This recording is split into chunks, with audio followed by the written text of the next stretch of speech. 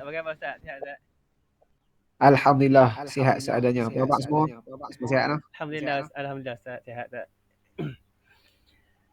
Ustaz, okey dah. Okay. Saya bagi ni sikit kat Ustaz. Okay Ustaz, kami sebenarnya terima kasihlah kepada Ustaz kerana sudi luangkan masa lah untuk kami menemu ramah Ustaz lah ataupun interview Ustaz berkaitan zakat lah. Sebab kami ingin memenuhi keperluan subjek kos kami di UUM berkaitan dengan zakat lah. Okay, Ustaz. Boleh interview sendiri dulu tak? Daripada latar belakang sikit. Okay Ustaz. Jadi kami semua Ustaz daripada Universiti Utara Malaysia, UUM. Kami semua daripada kos Islamic Finance and Banking. Dan yang kami akan interview Ustaz ni untuk kelas zakat lah. Untuk kelas Islamic Financial Planning. Jadi subjek tu memerlukan kami untuk temu ramah ahli zakat ataupun siapa-siapa yang terlibat dengan zakat untuk kami tahulah sikit berkaitan zakat lah. Jadi siapa dia punya pensyarah lah? Pensyarah kami Dr. Nur Ain. Baik. Ustaz boleh kami mula Ustaz? Berapa orang? Ahli kami 5 orang. 5 orang. Ustaz, boleh saya start Ustaz? Boleh. Okay. Bismillahirrahmanirrahim. Assalamualaikum warahmatullahi wabarakatuh. Jadi pertama-tama sekalinya saya ingin mengucapkan ribuan terima kasih pada Ustaz kerana sudi meluangkan masa untuk kami menemu ramah Ustaz berkaitan dengan zakat. Jadi untuk pengetahuan semua, nama Ustaz ialah Ustaz Hazwan Shah Nizam bin Abdul Hanif. Ustaz merupakan Ketua Bahagian Pengurusan Syariah di Lembaga Zakat Kedah dan sekarang berkhidmat di sanalah di Lembaga Zakat Kedah. Okey Ustaz, untuk soalan pertama, kawan saya iaitu Nadwa akan memberikan soalan kepada Ustaz.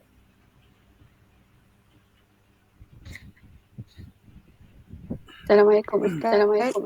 Soalan pertama daripada saya, macam mana kesedaran masyarakat tentang zakat? Adakah ia masih di tahap yang rendah, sederhana atau itu sahaja daripada saya. Okey, terima kasih saudari Rabi'atul Nadwa atas soalan dan terima kasih pada saudara Hebi. Siapa lagi ni? Khairi Ismail. Amlin. Macam mana? Aimi. Saya baca tu Anisah dan juga Khairul Hamishah. Okey. Terima kasih pada semua yang sudi untuk menemu ramah lah atau membual lah saya di Lembaga Zakat ni. Tahniah diucapkan pada semua. Tahun berapa dah? Di semester apa? 7 Ustaz. 7. Semester ke-7. Semester 7 dah, masya-Allah. Tak banyak semester dah nak habis tu. Okey, balik kepada persoalan yang Rabi'atul Nadwa tanya tadi berkaitan dengan sejauh mana kesedaran masyarakat tentang zakat. Okey, secara umumnya kalau kita tanya orang Islam, dia tahu tentang kewajipan zakat. Itu secara umum sebab kita tahu rukun Islam yang kelima dan biasanya kata-kata orang Islam yang dia Islam yang baiklah. InsyaAllah lah bukanlah nak sampai ke tahap orang Islam yang alim tu tak, dia biasa-biasa dalam masa yang sama dia merupakan seorang yang tahu tentang agama. Dia tahu tentang kewajipan zakat. Cuma menjadi masalah masyarakat yang ialah pengalaman kita dalam interaksi dengan orang ramai adalah kebanyakannya hanya memahami ataupun hanya beranggapan bahawasanya zakat ni adalah zakat fitrah saja. Itu yang menjadi satu problem sikitlah.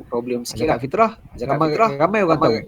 Bulan puasa dia berbayar zakat fitrah. Tapi yang menjadi masalah zakat yang lebih besar daripada zakat fitrah, yang tu yang tak ramai tahu. Itu dinamakan zakat harta. Zakat harta ni dia lebih luas sebenarnya. Dan ini sebenarnya ada masalah dalam kalangan masyarakat. Ramai yang tak tahu, ramai yang tak perasan. Yang tahu pun tak ramai yang bertindak, maksudnya tak ramai yang nak melaksanakannya. Itu ada cabaran lah dalam zakat ni. Hanya masih ramai yang tak tahu tentang zakat harta. Zakat fitrah tak ada masalah. Itu sedikit kalau menjawab soalan. Okey, terima kasih Ustaz. Untuk soalan kedua Ustaz, sekarang kita tengok zaman digital ataupun semua urusan kita lakukan dengan digital. Jadi Ustaz, disebabkan zaman ni ramai golongan dewasa menjuruskan diri terlibat dalam pelaburan, sama ada pelaburan saham ataupun sebagainya.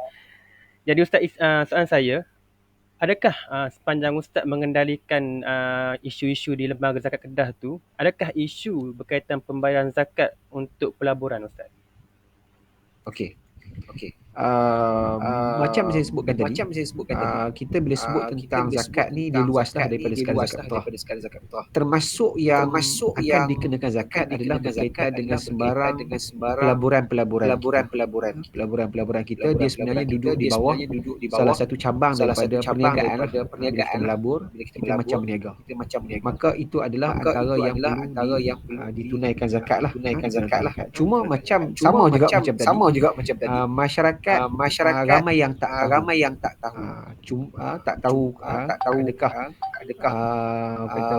pelaburan yang mereka laksanakan dikenakan zakat atau tidak. Tetapi untuk di peringkat lembaga zakat kita menggunakanlah macam ada untuk memberikan kesedaran, memberikan maklumat kepada masyarakat bahawasanya pelaburan yang mereka lakukan perlu ditunaikan zakat. Sebab kalau kita tengok dari segi operasi kita ada satu bahagian namakan zakat saham. Macam mana zakat saham ni adalah antara zakat yang kita jadikan sebagai satu tempat operasi untuk mencari sebanyak mungkin orang yang terlibat dalam pelaburan saham khususnya untuk menunaikan zakat bagi pelaburan mereka. Cuma dari segi teknikalnya kita sebut dia ada macam-macam dan setiap pelaburan tu dia kena tengoklah cara mereka melabur dan di situ ada cara zakat yang akan dikenakan. Basic dia macam inilah, dia macam orang berniaga, berapa modal yang dia letak dan berapa untung yang dia dapat. Ujung haulnya tengok kalau sekiranya modal plus dengan untung itu melebihi daripada nisab akan dikenakan zakat. Cuma macam saya sebut adalah masalahnya masih lagi kita tak menyeluruh masyarakat tahu. Tapi cuma kita ada kolaborasi lah dengan ASB dengan pihak ASB dengan beberapa kita duk turun bagi penerangan.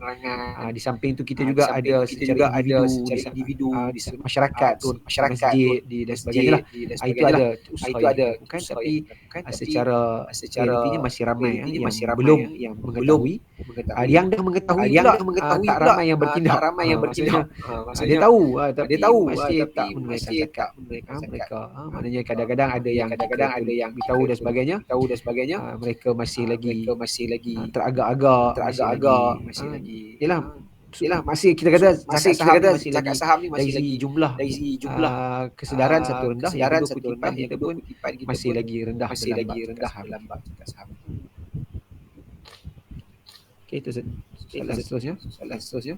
Okey, Ustaz, kita orang ada dekat Google, kita cari pasal isu zakat. So ada satu berita ni dia kata macam ada orang yang bayar secara terus kepada asnaf tidak melalui zakat.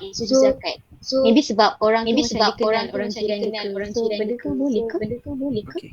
Ada hukum ke tak? Pertama sekali bila sebut tentang agih sendiri mana zakat diagihkan sendiri sebenarnya dia macam ni. Kalau kita melihat kepada teks ulama-ulama dahulu kala khususnya mazhab Syafi'i menyebutkan tentang memang ada dibenarkan agih sendiri. Tapi kalau kita baca dalam teks kitab ulama dahulu, mereka meletakkan kesimpulannya kalau sekiranya sudah ada arahan daripada pemerintah untuk menunaikan zakat kepada pemerintah ataupun melalui isi zakat yang telah dilantik oleh pemerintah, maka tidak lagi boleh menunaikan zakat sendiri. Itu sebenarnya yang ramai orang tak sedar. Walaupun ialah perbahasan tu mengatakan boleh bagi sendiri dan dalam perbahasan panjang lah. Kalau cerita fiqh ni dia sebutlah harta batin boleh bagi sendiri. Harta batin ni kalau nak maksudnya harta yang orang tak nampak, duit ringgit, duit kupang, emas perak yang orang tak nampak, ataupun harta zahir yang orang nampak. Seperti kalau dulu-dulu ni macam ternakan, sawah bedang tu orang nampak.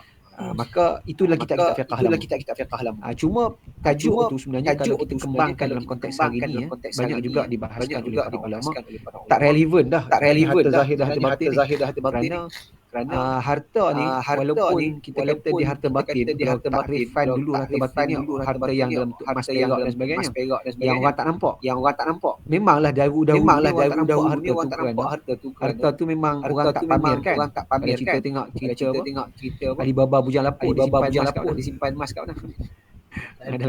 Dalam tanah kan, dia korek zaman dulu. Sekarang kita punya account diakses oleh ramai orang. HDN tahu, bank tahu, ramai orang kita nak beli kereta, kita bagi kita punya penyata gaji lah apa benda. Maknanya dia tak ada isu dah sebenarnya. Kita punya harta ni dia tidak dia orang tak ada yang batin dah sebenarnya. Tak ada tersembunyi. Banyak pihak mengetahui. Maknanya dia tak ada isu. Maknanya bila tak ada isu. Harta ini kita kira semuanya hampir dikatakan harta yang zahir. Bila harta yang zahir ni harta yang nampak. Lebih-lebih lagi dengan cara hidup kita yang menunjukkan kita besar, rumah besar, semua tu menunjukkan kita berharta. Maka isu tu tak ada masalah. Patutnya dia tak ada isu membahagikan antara harta zahir dan harta batin. Maka harta zahir ni kalau ulama dulu pun kata bayar kepada pemerintah ataupun pihak yang dilantik oleh pemerintah. Macam kita lembaga zakat lah. Oleh amri dan raja. Itu satu. Dan lebih penting lagi ulama bersepakat bahawasanya kalau sekiranya ada arahan daripada pemerintah tersebut kata kena tunai zakat kepada lembaga pihak yang telah dilantik, maka dia dah jadi wajib lah tunai kepada pihak yang telah dilantik. Maka dalam negara kita, dalam negeri kita ada arahan daripada Tuan Sultan dan mengarahkan semua jenis zakat sama ada fitrah ataupun yang lain-lain ditunaikan kepada lembaga zakat di Kedah. Justru tidak ada alasan boleh agis sendiri. Kalau kita melihat kepada fatwa Majlis Fatwa Kebangsaan, mereka menggunakan satu istilah yang saya rasa dia agak lunak tapi memberikan kesan yang mendalam pada masyarakat dalam fatwa kebangsaan. Dan juga kalau boleh rujuk fatwa peribadi daripada mantan mufti wilayah Dr. Zulkifli Al-Bakri, dia keluar pernyataan khas daripada dia sendiri waktu dia jadi mufti dulu. Dia kata menunaikan zakat kepada atau agih zakat sendiri tanpa melalui nanti setelah adanya arahan yang jelas. Perbuatan itu menyalurkan sendiri itu menjadikan ibadat zakat dia sah tetapi berdosa. Tang mana yang sah, tang mana dosa. Sah ni bermaksud kita tak perlu ulang lagi dah ibadat tersebut. Macam kita semayang dah sah tak payah ulang. Kalau semayang tak sah tu kena ulang balik kan. Maka zakat yang ditunaikan tu sah. Tetapi berdosa maknanya berdosa kerana melanggar arahan daripada pemerintah suruh tunai, hang tak buat lagu tu hang dosa dengan pemerintah. Itu dia contoh kalau kita nak kata dalam bab semayang ni apa hukum orang semayang pakai baju curi. Dia curi baju betul semayang. Maknanya semayang dia sah. Maknanya tak payah ulang dah semayang. Perbuatan memakai baju curi itu dosa. Begitulah yang saya boleh jawab. Itu soalan seterusnya.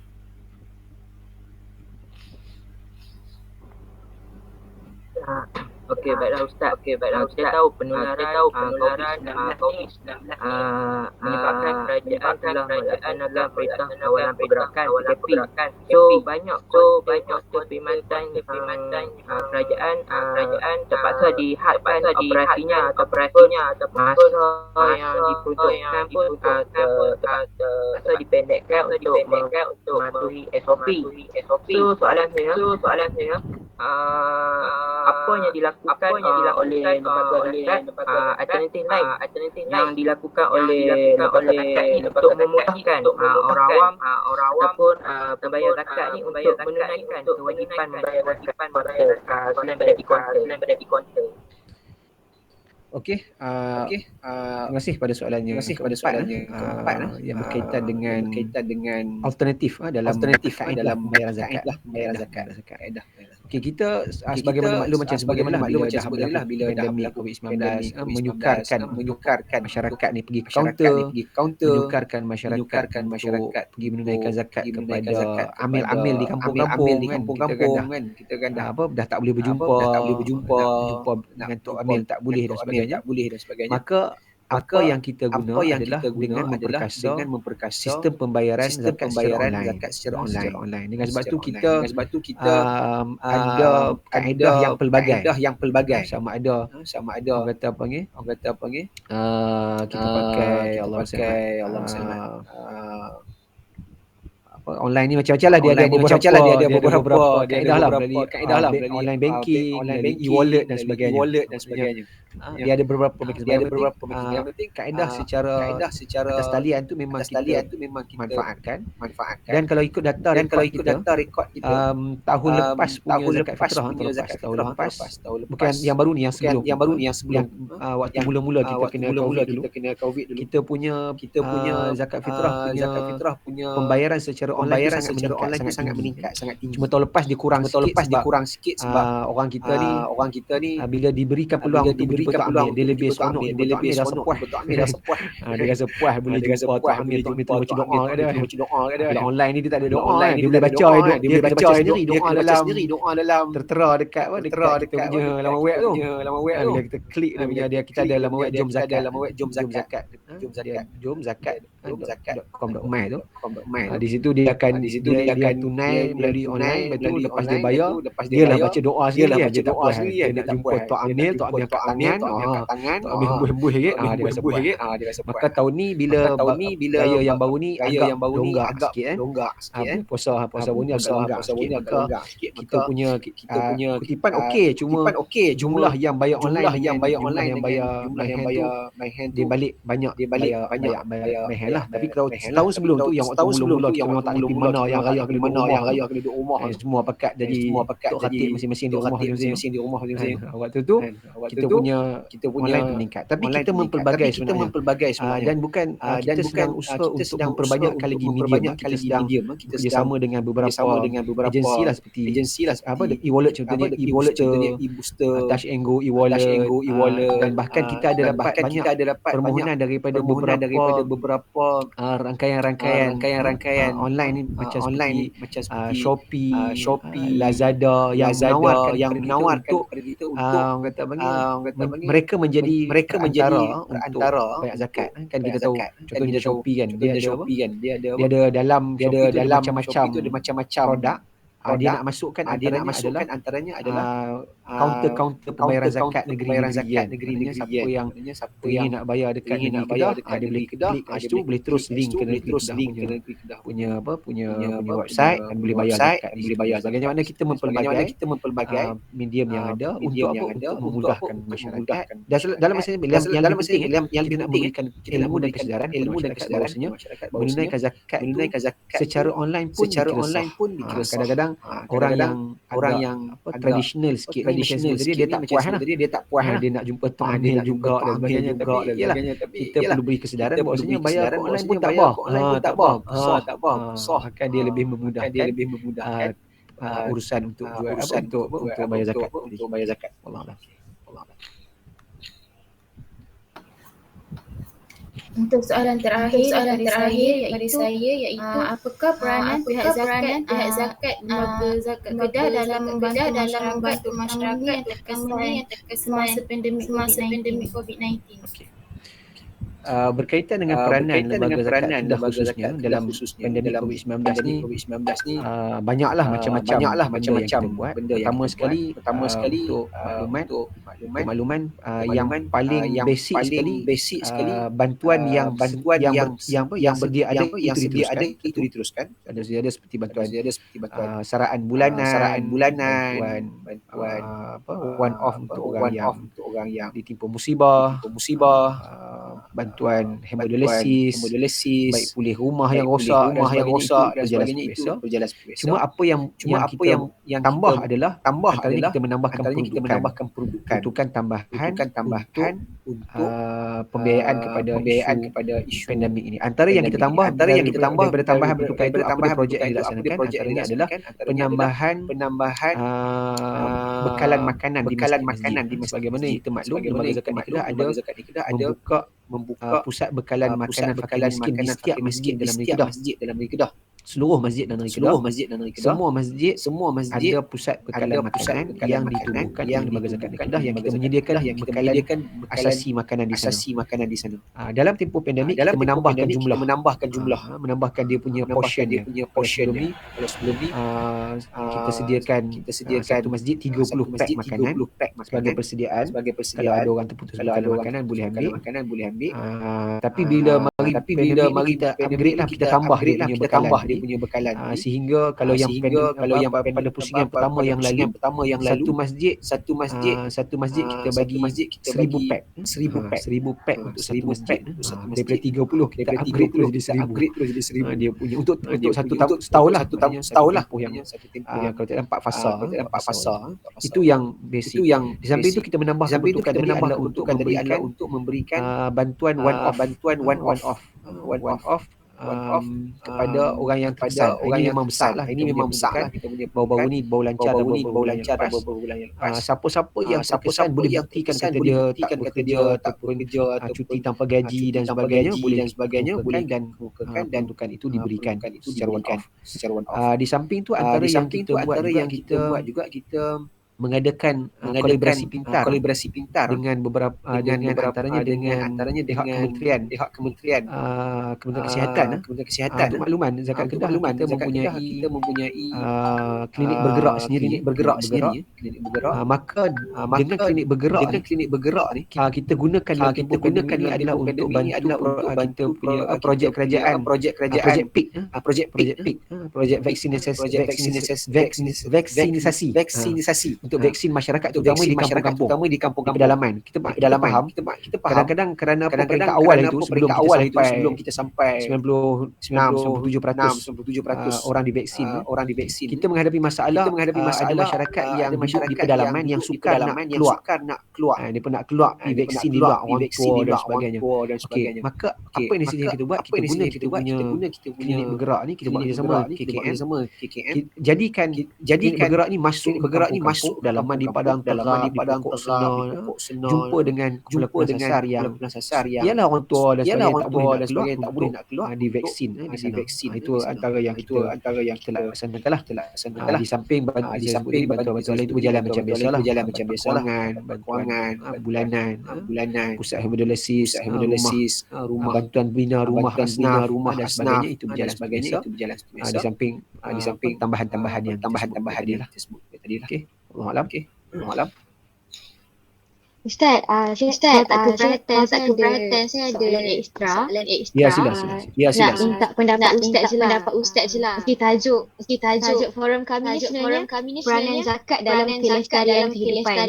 So pada Ustaz, macam mana zakat tu beri peranan dalam melestarikan kehidupan Muslim tu sendiri, Ustaz? Okey.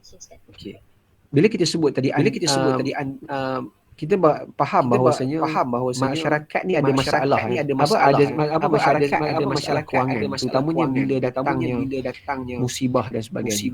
Baru-baru ni kita belajar bila berlakunya pandemik COVID-19, ramai orang yang terpaksa berhenti kerja, yang kata apa ni, apa istilahnya, cuti tanpa gaji dan sebagainya. Cuba bayangkan kalau satu part dalam negeri Kedah ni khususnya tak ada yang namanya lembaga zakat di Kedah. Tiba-tiba berlaku macam yang kita sebutkan tadi. Apa jadi kepada orang-orang yang macam ya, bila berlaku pandemik macam tu, ramai yang berhenti kerja.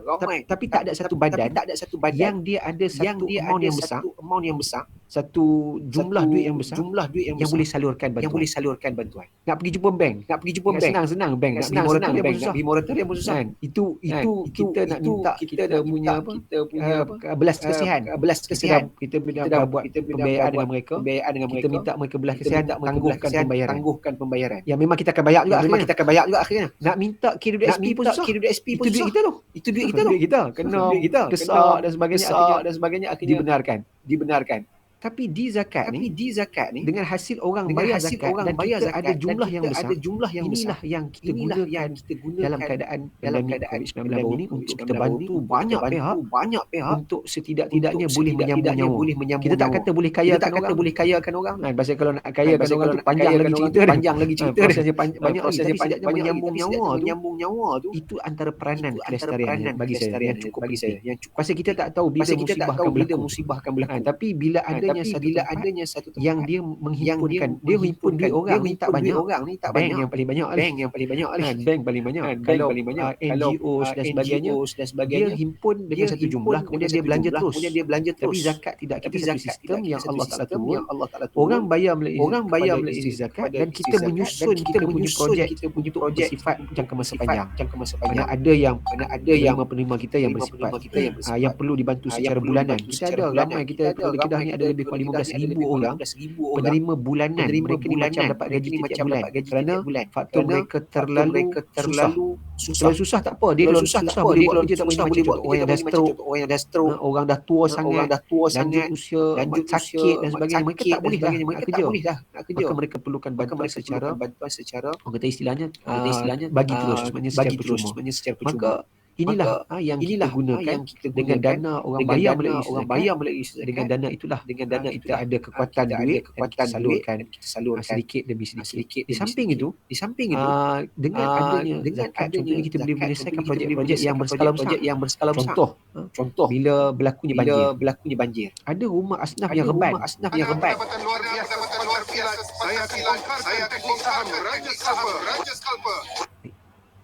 Tiba-tiba masuk bab saham ni pasal. Okey. Contohnya bila berlakunya banjir dan sebagainya, ada rumah asnaf yang runtuh. Kalaulah tak ada lembaga zakat, tak ada satu institusi yang ada kewangan yang besar. Berapa sangat kita boleh tolong. Bila kita collect sound sikit. Orang tu tolong orang ni sikit. Kawan ni hantar beras, kawan tu hantar kilang. Tapi rumah dia masih tak ada siapa nak baik. Yelah, tak katalah ada pun pihak yang hebat. NGO mana. Biji rumah dia boleh tolong. 1, 2, 3, 4, 5. Adakah dia boleh tolong sepanjang tahun? Kalau banjir berlaku sikit baling bulan ni, padam terak bulan lagi. Seluruh tu tak kira seluruh negara. Dia boleh cover ke seluruh negara. Maka bila adanya isu zakat inilah, negeri-negeri ada isu zakat, maknanya setidak-tidaknya dengan amount yang besar kita boleh baiki rumah, boleh bantu untuk selesaikan masalah dia yang perlukan amount yang lebih besar. Zakat kita juga ada projek, baik boleh rumah. Kita ada juga sampai bukan dekat rumah, kita ada projek membina rumah asnaf, bina rumah 3 bilik bukan senang rumah 3 bilik dengan syarat-syaratnya lah. Itu saja. Maka ini adalah antara apa yang zakat boleh melestarikan masyarakat. Okey, Allah. Jadi terima kasih Ustaz atas jawapan ataupun penerangan berkaitan zakat yang Ustaz berikan sebentar tadi. Jadi untuk pengetahuan Ustaz, kita hari ini, perbincangan kita ni kami rekod video untuk kami upload ke dalam media sosial lah, seperti Facebook. Jadi diharap Ustaz mengizinkan kami untuk upload video ni untuk tontonan semualah, untuk kita bagi kesedaran kepada masyarakat luar sana. Jadi terima kasih sekali lagi kepada Ustaz. Semoga perbincangan kita pada pagi ini diberi pahala oleh Allah sebab untuk kita menimba ilmu sama-sama Ustaz, insya-Allah. Jadi terima kasih kepada Ustaz. Jazakumullah khairan jazak. Assalamualaikum warahmatullahi wabarakatuh. Assalamualaikum warahmatullahi wabarakatuh. Terima kasih Ustaz. Terima kasih banyak Ustaz. Terima kasih banyak. Terima kasih banyak. Assalamualaikum. Waalaikumsalam Ustaz.